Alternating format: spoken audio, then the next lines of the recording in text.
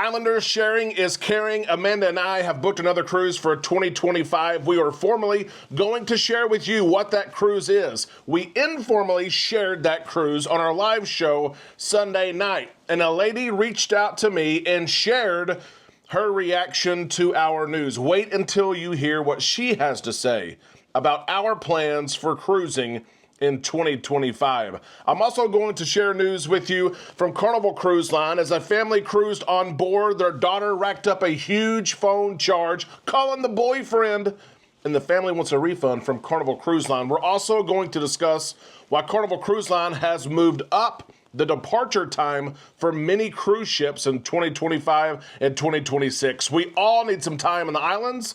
Let's go there now on Island Time.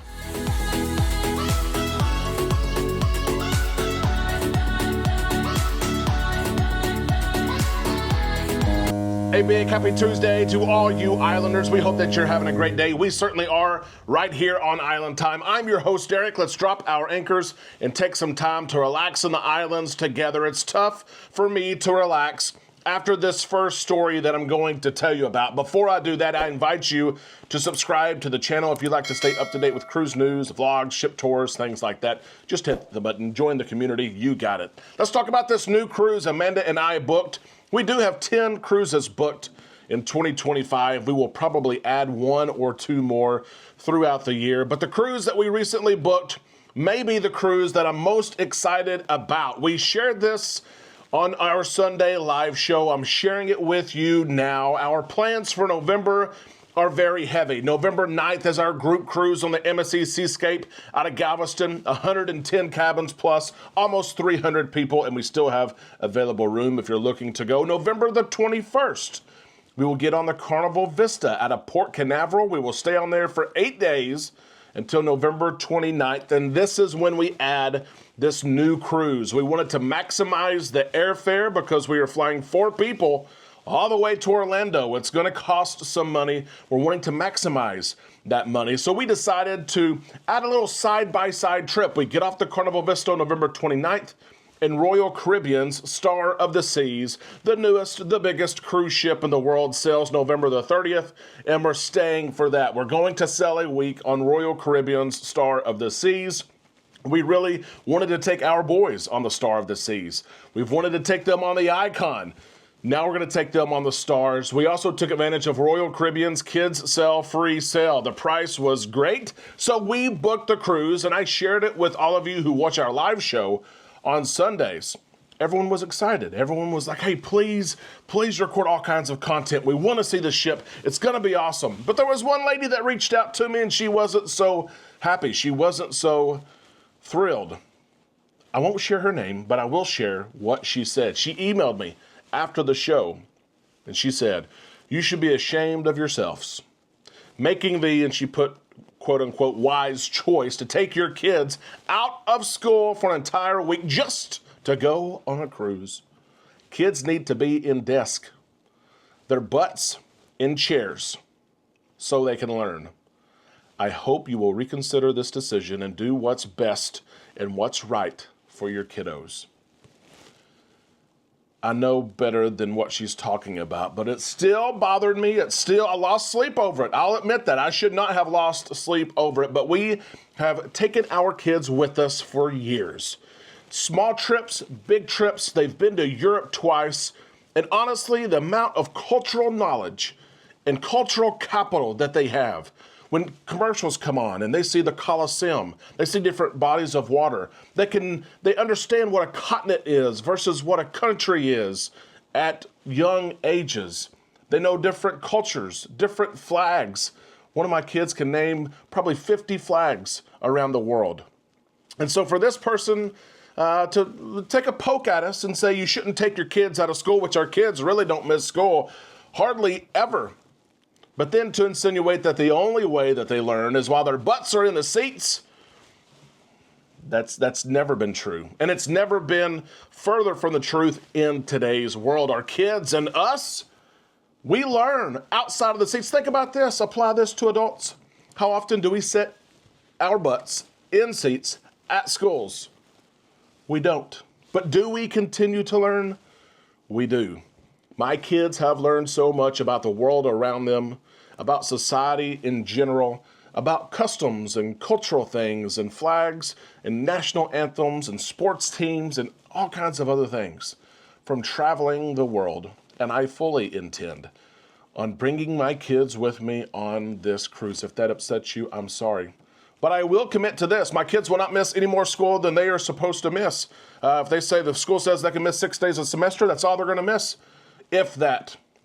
Lady, I'm not going to apologize to you. I'm taking my kids with me. And I want to ask you Islanders, do you agree with the stance that Amanda and I have taken? Take the kids out the week after Thanksgiving. Let's go cruising. Let's go explore the world. Let's go learn. Or should their butts be in seats so they can learn? Because that's the only way they can learn. Share your thoughts with me in the comments section below. I can't wait to see what you have to say. Let's share this news from Carnival Cruise Line and a family that recently sailed on board the Carnival Pride. They took their 17-year-old daughter with them. I'm sure the daughter had fun, but somewhere during that cruise, and it sounds like several different times, the daughter missed the boyfriend a little bit. The boyfriend was not on the trip. The boyfriend was back at home, and the daughter had her cell phone, and she would call the boyfriend and text the boyfriend, "Oh, baby, I love you. I wish you were here. This is so boring without you. I don't know what to do." That happened the entire cruise, and when the family got back home, they created a phone bill in the amount of $411. This story is not as bad as other stories that we have seen where someone has a phone bill of thousands of dollars, but $411 is a pretty substantial increase in a phone bill, and it can hurt to get that bill after a vacation when you've already spent money. The family was mad at Carnival. The lady reached out actually to John Hild and wanted a refund for this $411, saying that Carnival's communication on these things is not clear. She wrote, "I just want to make people aware that Carnival will not warn you of these charges of millibyte of data used and of calling. One thing I do know is Carnival will not refund these charges because Carnival and my travel agent said there's nothing they will do. John, I hope you will show some compassion and help with at least 50% of these charges. Please help out. Please help out, John. We need some help." My daughter was talking to her boyfriend. John shared that announcements are made, and I have heard them so many times. Put your phone on airplane mode. I've seen the signs on board. I've seen communication via email. I've heard passengers, "Hey, we're starting to leave. Put your phone on airplane mode." The signs are there. And Carnival is not going to cover part of this charge, none of the charge. The travel agent's not going to cover any of the charge as well. For that price, honestly, $411, the boyfriend could have almost come on the trip, especially on the Pride. We're not talking about one of the newer ships, right? But this family wanted the refund. They're not going to get the refund. The daughter could have enjoyed the trip as well. Mom and dad could have said, "Hey, leave your phone here. Leave your phone here. Let's go do something. Let's enjoy the trip." But I ask you, Islanders, should Carnival be responsible for their quote-unquote lack of communication to this family? And should the family be awarded 50%? Or is it a lesson learned? You got to dig into the pocketbook, you pay the bill, and you make sure next time your phone is on airplane mode, and you share and spread that word with other passengers. Share your thoughts in the comments section. I also wanted to share news from Carnival Cruise Line. We had several of our clients reach out to us and say, what's going on? Some of them were afraid something was wrong with the ship. Some of them were afraid maybe their sailing would be canceled. So I wanted to share it in this forum here. Carnival Cruise Line has moved up the home port departure time of several cruise ships on 100+ sailings. If you're cruising in 2025, especially the Celebration, the Firenze, the Vista, the Jubilee, you've probably received an email recently that have shared that your departure time from your home port is moving from 4:00 p.m. to 3:30. You're going to leave the port earlier than what you had originally intended to leave the port. There's nothing wrong at all. We don't know exactly why the change has been made. Carnival didn't share an official reason of why the change has been made. They just shared in these emails, we have revised departure time for your cruise and now plan to sail from Miami at 3:30 p.m. or Galveston from 3:30 p.m. Be sure that you get to the terminal when you're supposed to. You have an appointment time, get there. There is a final onboard time, usually of 1:30 or 2 o'clock. Be sure you adhere to that. There's some smokers that try to board as late as they can because you can't smoke when the ship is refilling, so they're the last ones usually to get on board. But we're not sure why, but here's my hypothesis here. There's been so many efficiencies in the onboarding process that maybe, just maybe, everyone is on board by 1:30, 2 o'clock. All the safety drills and things like that are done by 2:30 and 3. And so the ship is actually ready to leave. The ship is just sitting there from 3 to 4, just sitting there. And these efficiencies have come through many different ways. Signage and the increase of workers at terminals, I have noticed, help to move traffic along. The increase in space in some of these terminals, they've expanded. That moves passengers along. The use of facial recognition technology has zipped passengers along.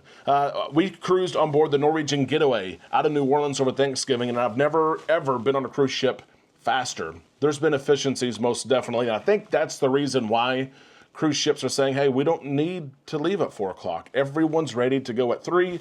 Let's keep it safe. We'll leave at 3:30, and then your vacation starts. I don't mind it. I don't mind the ship leaving at 3:30. When they toss those ropes, when the horn blast, when the deck party and the sail-away party begin, vacation has really started in my eyes. So yeah, let's move it up. Why not? You just added 30 minutes to my vacation. I'll take it. That is my stance on it. Islanders, what is yours? Share that in the comment section below. That is our cruise news for today. A couple things before you leave the show today. Be sure that you weigh in your thoughts, your comments. I can't wait to see them, especially on that first story. The lady sharing what she thinks of Amanda and I. That is okay. I've gotten over that. Also, if you haven't liked the show today, be sure you like the show. And if you haven't subscribed yet, around half of you are not subscribers, is what YouTube tells me. Be sure to subscribe. They always say, just ask your viewers. Ask them. I'm asking you to subscribe and support this channel and this awesome community. We will see you in the comment section below. We'll see you on our Facebook page and tomorrow right here on Island Time.